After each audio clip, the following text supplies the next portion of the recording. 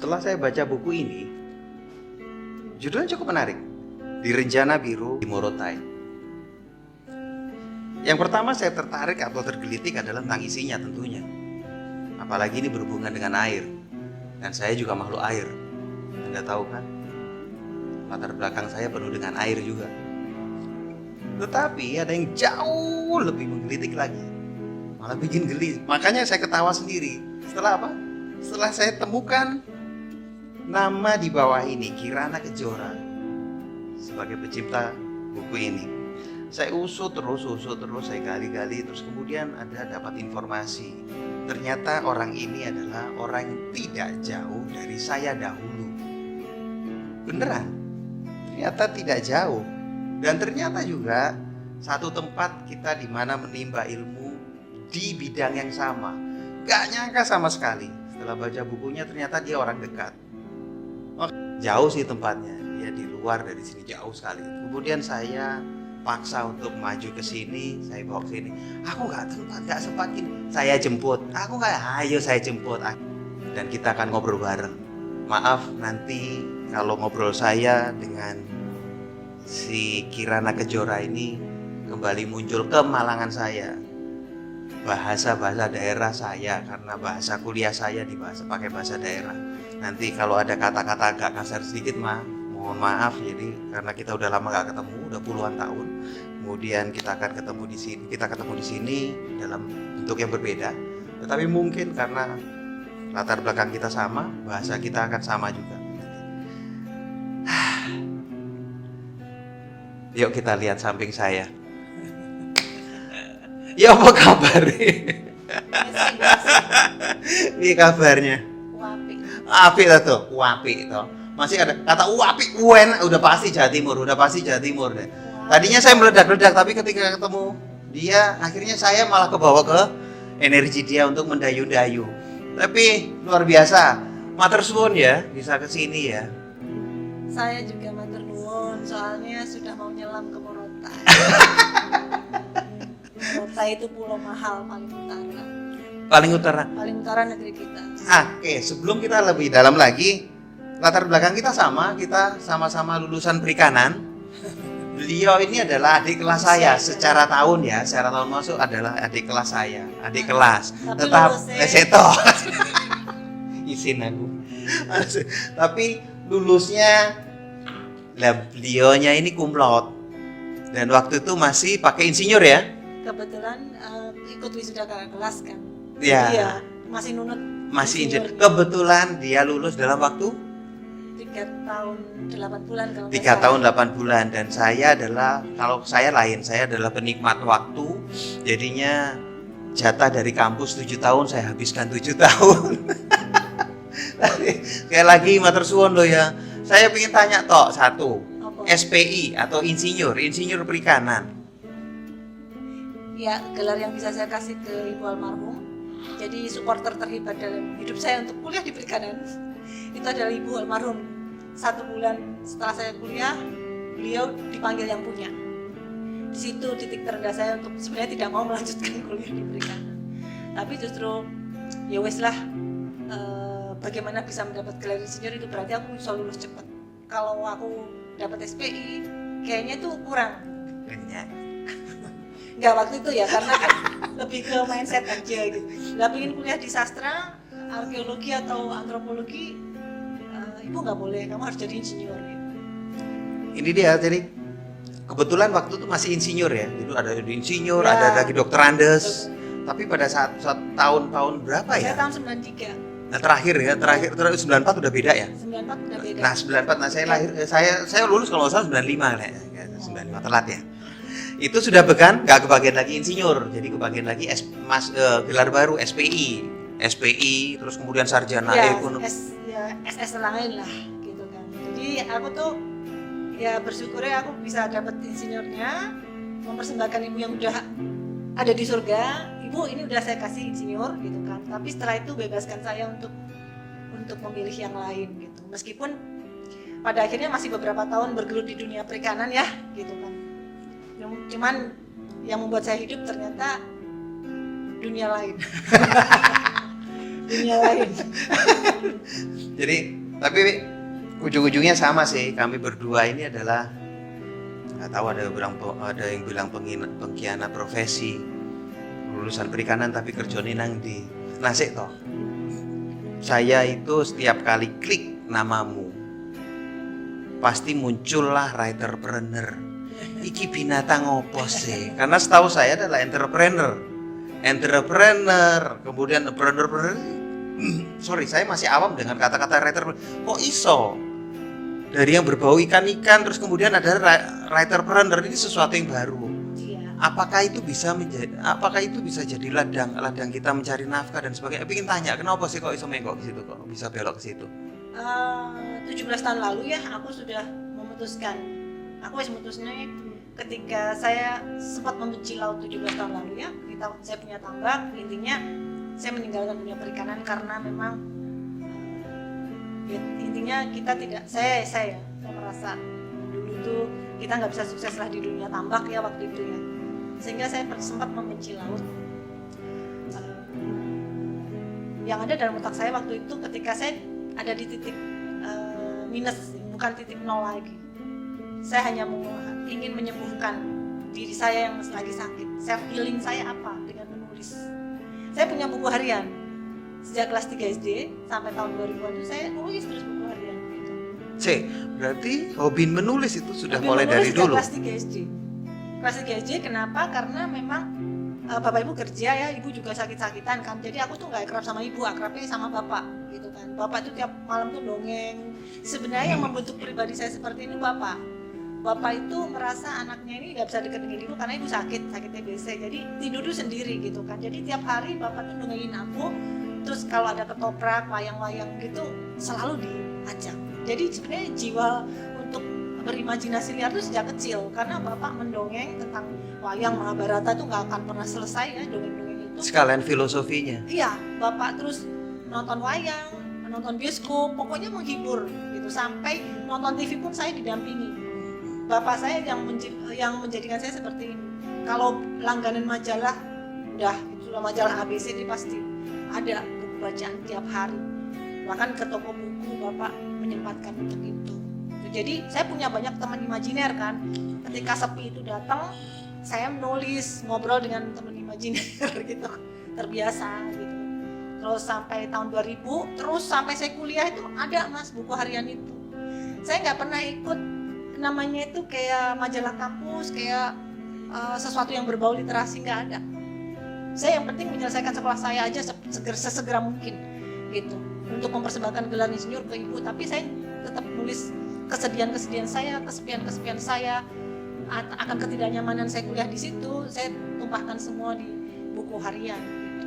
Terus justru pada titik terendah hidup saya, buku harian itu aku buang. Aku larung ke sungai. Karena aku bilang, untuk apa saya hanya curhat di buku harian? Kalau saya menulis untuk self healing percuma gitu kan. Saya harus mencari pekerjaan yang berhubungan dengan menulis gitu kan, biar saya juga punya tambahan ilmu. Untuk kuliah lagi nggak mungkin karena kan udah usia ya. Saya memulai benar-benar mau terjun di dunia literasi, utamanya jurnalistik dulu ya. Saya jadi wartawan di salah satu tabloid di Surabaya, terus kemudian membantu teman-teman Jawa Pos TV untuk skrip film-film mereka. Itu umur 34 tahun. Telat sih. Ya, sangat telat kalau orang ngomong ya. Tapi itu tadilah, ketika Tuhan sudah menggerakkan pada satu masa, kita nggak bisa menolak kan, bahwa masa aku untuk benar-benar memanjakan passion aku menulis itu sudah ditentukan umur 34 tahun ketika saya berada di titik terendah gitu. Jadi akhirnya saya berpendapat menulis itu obat sakit jiwa. Ketika jiwa kita sudah sembuh, raga akan ikutin kok. Banyak teori kan, teori-teori ilmiah dari para dokter bahwa 90% penyakit itu kan dari pikiran. Ini ke saya lagi. Jadi memang pertama aku self healing, aku belajar bagaimana cara bikin email, bagaimana chatting waktu itu ada Yahoo Messenger, MRC, macam-macam Friendster gitu, bener-bener yang hal baru kan.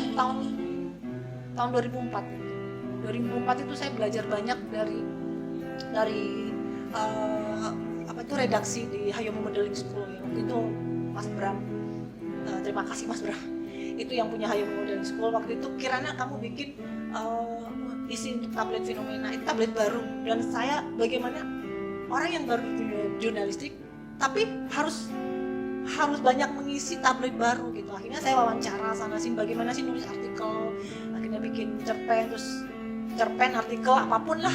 Bentar. Jadi ada Mas Bram ya. Berarti Mas Bram itu adalah salah satu orang yang kamu anggap sebagai pencetus ya, atau intinya ya karena kan dia yang tahu kemampuanmu. Ya dia butuh wartawan kan. Rizky kamu harus bikin email itu. Meskipun pada akhirnya saya keluar hanya 6 bulan di fenomena tabloid karena ada ketidaksamaan lah bagi saya.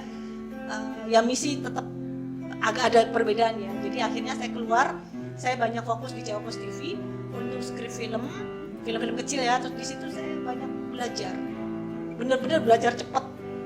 Artinya 24 jam itu terasa kurang, belajar terus sampai pada satu titik ada produser Astro TV butuh tulisan saya. Ya udah, saya ke Jakarta tahun 2009. Itu saya sudah menerbitkan 4 buku. Jadi saya menerbitkan buku sendiri, indie. Benar-benar saya ngurus ISBN sendiri. Waktu itu belum ada syarat-syarat yang terlalu rumit. Jadi nyetak sendiri, fotokopi. Itu masih ada saksinya. Agus, teman saya kuliah, Agus tuh yang punya percetakan. Yang ada dalam otak saya dan pikiranku adalah aku ingin punya buku. Meskipun buku pertama itu buku tentang dunia jurnalistik lah ya, wartawan yang suka liputan di Gang Doli ya. Di situ dia mengangkat anak salah satu. Gang Doli. Ada yang tahu Gang Doli? Tahu nggak? Bukan ketawa. Ada yang nggak tahu? Gang Doli. Jadi lapo gue nang Gang Doli gitu loh. Kan ada teman wartawan, namanya kita wartawan dunia malam ya. Jadi teman-teman tuh ya intinya dalam imajinasiku temanku fotografer itu memiliki anak angkat dari salah satu salah satu anak PSK yang meninggal karena HIV. Jadi anak ini diambil gitu kan. Jadi dia ingin menyelamatkan anak ini gitu.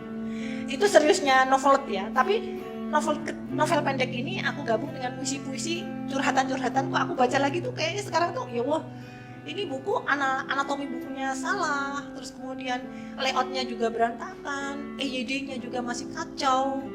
Tapi buku itu edar di seluruh Gramedia 750 eksemplar. Dan laku.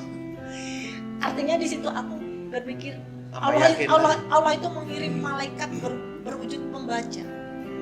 Ketika saya setia untuk menyembuhkan diri saya gitu kan, tidak mengeluh, tidak berpikir buruk tentang takdir ya, karena tidak ada takdir yang melukai. Allah nggak pernah melukai. Kita aja dari sudut pandang wah aku terluka, padahal nggak ada. Rencananya tuh luar biasa. Sampai di titik ini kan aku bisa menjalani ini semua. Ya aku berterima kasih ketika menjalani peran ini bisa kuat. Karena apa? Saya selalu mengingat bahwa saya masih punya tugas di bumi ini. Setiap manusia kan punya tugas di bumi ini yang belum selesai ya. Mungkin sampai kita mati pun tugas kita belum selesai. Untuk saat ini kan saya merasa saya menjadi ibu bagi 2 anak saya gitu. Apa jadinya ketika saya tidak bermanfaat bagi mereka? Ya mungkin mengakhiri hidup, mungkin gitu ya. Ya alhamdulillah lah untuk sampai sekarang ini saya selalu punya beberapa murid ya yang mungkin katanya punya penyakit mental illness ya. Ada juga yang bipolar gitu. Salah satu self healingnya adalah menulis. Saya punya murid beberapa yang seperti itu. Bahkan ada yang punya gen skizofrenia. 2 tantenya itu setelah umur 35 tahun skizofren. Dan dia menyadari dia ada gen itu. Dia akhirnya benar-benar aku harus mencurahkan semua yang ada di kepala lewat sebuah novel. Itu yang tidak diketahui teman-teman ya. Skizofren? Iya. Skizofren diajak ngobrol aja susah. Enggak. Si muridku ini punya tante yang skizofrenia. Dua orang. Jadi itu kan dia kan melihat gejala itu penyebabnya. Dia tidak ingin terperangkap di situ. Iya. Dan dia bisa. Dan ada salah satu teman yang sudah pernah skizofrenia, dia sembuh jadi novelis. Jadi masa-masa dia yang hilang itu diingatkan oleh keluarganya, dulu kamu gini. Skizofrenia bisa sembuh. Skizofren? Iya, skizofrenia bisa sembuh. Nah ini aku malah penasaran. Ada lagi murid. Kapan-kapan bisa nggak ya ditarik? Oh, yang itu mungkin nanti ya. Enggak, aku penasaran banget. Schizofren Bisa sembuh. Terus dengan menulis. dengan beraktiviti, tidak harus menulis ya, pokoknya beraktivitas seni berupa apapun yang berbau seni ya, melukis, menulis, teater, main teater gitu kan, itu self healingnya. Bahkan dulu teman-teman relawan waktu ada tsunami itu mereka self healing untuk anak-anak tuh teriak main teater gitu. Itu yang memang itu bisa dilakukan. Terus ada juga adik kelas kita nih, novelis juga, dokter ya, nanti kapan-kapan bisa diwawancarai ya.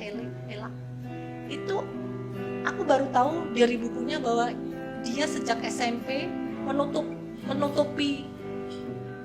diri sampai dia kuliah, sampai benar-benar orang nggak tahu bahwa dia ngopenin ibunya yang schizophrenia. Itu baru dibuka di bukunya, luar biasa. Dan ibu beliau sembuh, jadi guru sekarang. Tapi dia sekarang udah nggak introvert lagi. Udah enggak, jadi udah bisa bergaul.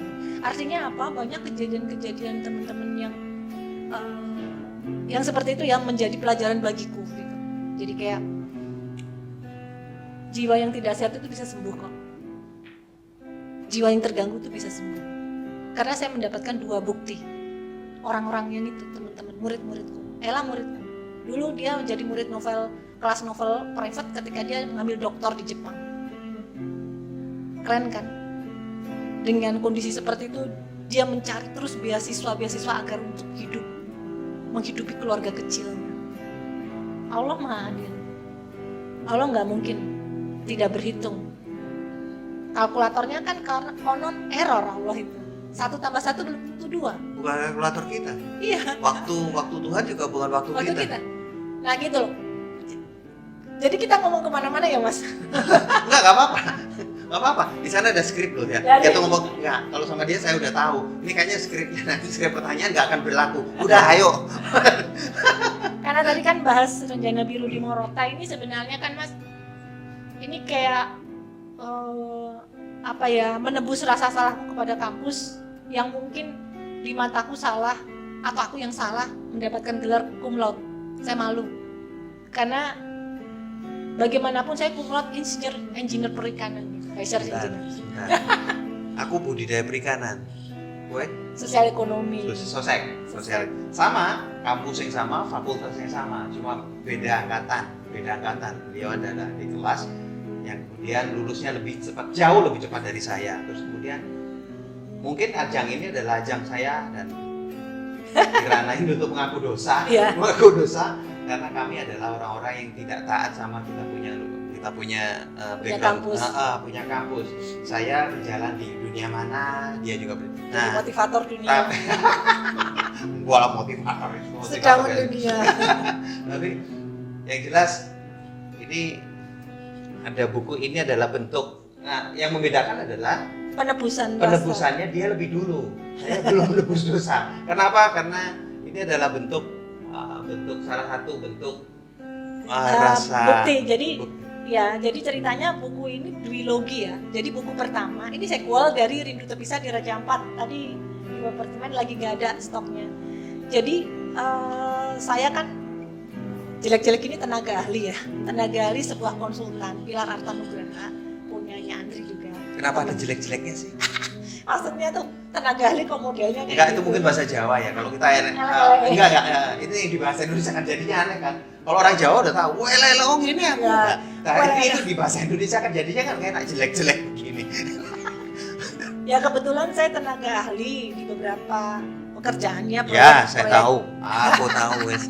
Banyak banget tenaga ahli di sini sampai ke kementerian, pusing saya. Kalau saya buka semua CV dia, mungkin nggak akan cukup waktu ini. Oh nggak lebih.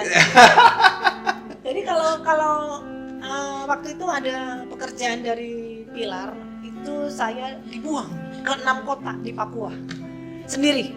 Ya. Karena berani nggak si Andri, wani nggak, kon wani nggak, wani gitu kan. Ya wes, kon melakukan di Papua untuk riset kapal incoming, survei efisiensinya, apakah kapal itu sesuai harapan masyarakat, bermanfaat nggak, gitu kan.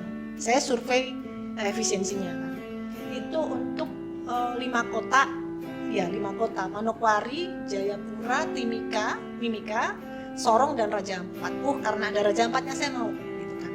Ya wis budalo saiki, ternyata tiket udah disiapin semua. Itu bener-bener gila. Tahun 2013 ya 2013 terus saya 2014 Mas. Saya belum pernah ke Papua.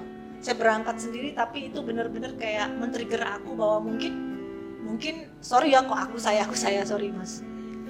Enaknya saya wah aku lah. Oke ya. Penulis aku. Jadi oke. I love Papua. Ya intinya aku ada sejarah sedikit lah. Intinya ada kisah yang aku tulis di Papua itu di bukuku Elang judulnya, gitu kan. Itu tentang salah satu ilmuwan kita yang terbeli salah satu perusahaan emas di sana, yang intinya tuh akhirnya dia tidak bisa kemana-mana. Itu aku ada di novel Elang, gitu kan. Terus akhirnya ketika ada proyek ini, oke, aku ambil. Aku sendiri bener-bener ya terbang malam Mas, jam 11 malam sampai sana pagi. Tapi karena aku sudah berjejaring, jadi tiap bandara yang aku datengin sekian kota itu aku pasti cari hotel yang dengan mobilnya sekalian. Jadi itu temanku tuh supirnya itu untuk jalan ke para nelayan itu. Itu luar biasa. Aku juga nggak pernah menyangka bisa melakukan itu hingga pada satu titik terakhir ada Raja Ampat. Rugi banget. Saya novelis. Waktu itu udah ada dua filmku kan yang jadi film, Air Mata Tari Bunda tahun 2013. Yang alhamdulillah menang di beberapa festival. Enggak, saya ingat. Itu iya. film udah beberapa festival sampai ke luar negeri dapat penghargaan. Sayangnya nggak keluar negeri ya, keluar negeri artisnya. Bukunya sendiri bestseller ya. Jadi Air Mata Terakhir Bunda itu terbit tahun 2011, alhamdulillah cetak ulang terus sampai 100.000 eksemplar. Menang di FFI sebagai nominasi untuk 3 kategori, peran wanita, skenario dan penata artistik. Yang main Vino itu benar-benar artis ketika aku menulis, bayanganku Vino itu dreams come true. Benar-benar. Terus kemudian menang di Biennale International Film Festival sebagai Best Feature tahun 2013. Terus tahun 2017 diambil Kemdikbud, terpilih sebagai film inspiratif Kemdikbud untuk diputar pada acara program persemaian nilai budaya karena ada kearifan lokal Sidoarjo yang ku angkat kan, gitu kan, selain kisah ibunya.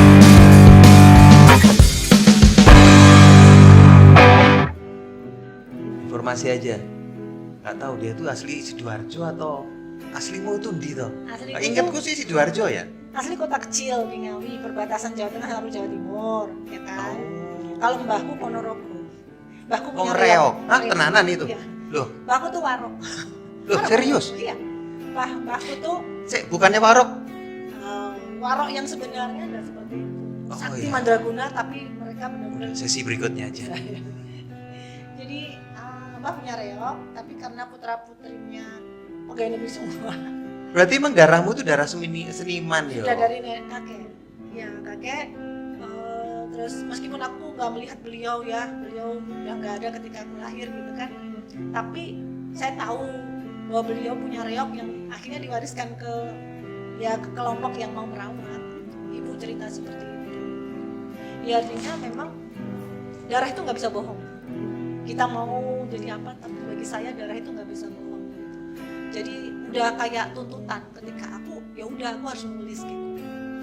Tapi bukan berarti yang tidak punya bakat menulis tidak bisa menulis. Harus ada minat kan. Yang penting tuh minat dulu sih sebenarnya gitu.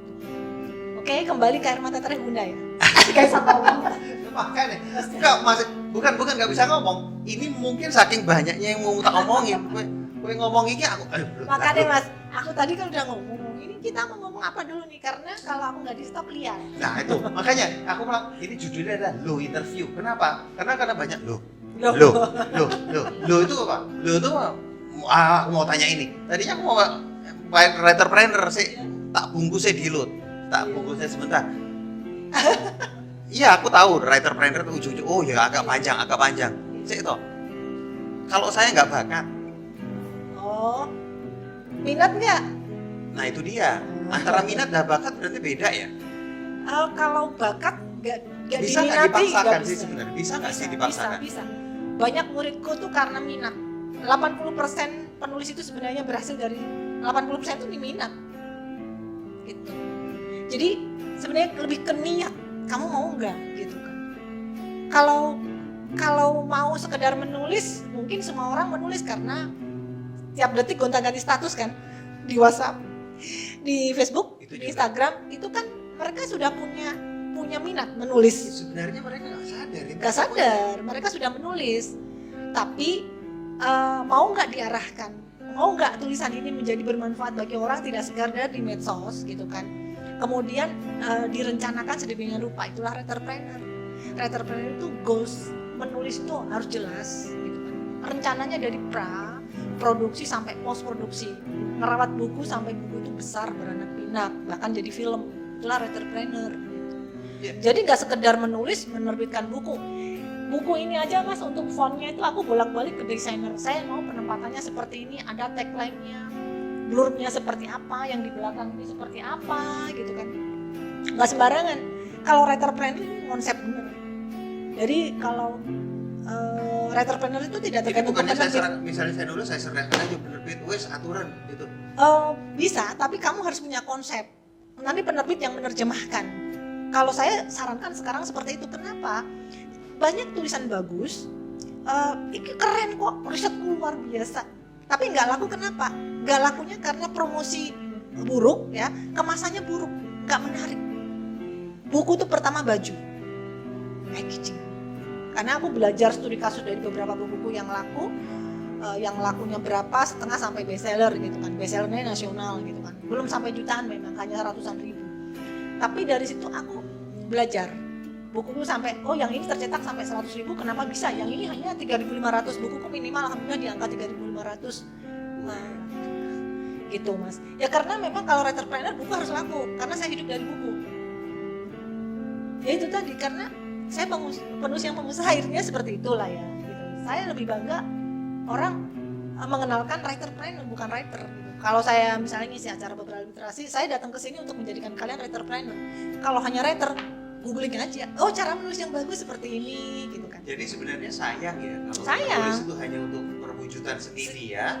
Sebenarnya dia bisa dijadikan sebagai nafkah dia sebenarnya. Bisa banget. Entrepreneurship-nya. Iya, karena kan saya juga pengalaman beberapa senior ya, kadang tuh masa tuanya hidupnya tuh menyedihkan, padahal bukunya udah ngetop lah, jadi film juga gitu kan. Kadang malah ngeluh ke saya gitu kan, saya sedih. Kenapa? Ya karena mereka hanya just a writer gitu. Ya, tergantung kepada penerbit. Padahal penerbit itu semua oportunis. Penerbit pasti ada di dunia kapitalis kan, mereka kan cari untung gitu kan. Mereka ya udah kalau buku nggak laku udah nggak, penulisnya mau gimana dibiarin, biarannya nggak mikir sampai di situ. Tapi bagaimana kita bisa bekerja sama, bersinergi dengan penerbit gitu kan. Idealis dan realistis, itulah writerpreneur. Novel-novelku semua idealis, selalu ada unsur budaya, unsur sejarah, dan unsur alam, kearifan lokal. Kearifan lokal itu bukan hanya seni budaya ya, tapi alam, lingkungan, itu selalu ada di semua bukuku. Karena dengan begitu semesta akan menjaga. Karena saya memperjuangkan semesta. Itu terbukti mas. Ketika bukuku tidak ada itu, hancur di pasar. Sumpah. Bisa dilihat. Kalau itu saya, lagi-lagi semua penulis punya prinsip masing-masing, punya konsep sendiri-sendiri. Kalau saya sebagai writerpreneur, saya selalu mengonsep buku saya dan seperti layaknya seorang chef, juru masak, penulis ini. Mau kita riset panjang, mau tulisan kita bagus, kalau kita tidak memasukkan unsur kearifan lokal, bagi saya itu seperti sayur tanpa garam, nggak enak. Bener mas. Kalau saya ya, karena saya udah melakukan itu, akhirnya ketika nuansa kearifan lokal itu masuk ya, apalagi budaya sejarah saya suka banget memang, karena ini akibat cita-cita sebagai arkeolog nggak kesampaian ya mas, akibat korbannya para pembaca. Iya. Dan alhamdulillah dulu memang pertama buku Kirana itu Wikipedia banget gitu. Ya itu kritik membangun ya. Jadi tapi akhirnya orang kalau ada ingin membaca novel, ada pengetahuannya, baca buku Kirana. Aku alhamdulillah ada seperti itu. Bahkan ada salah satu dokter Bulan ya, lulusan dari Universitas Negeri Jakarta. Dia riset khusus buku-bukuku.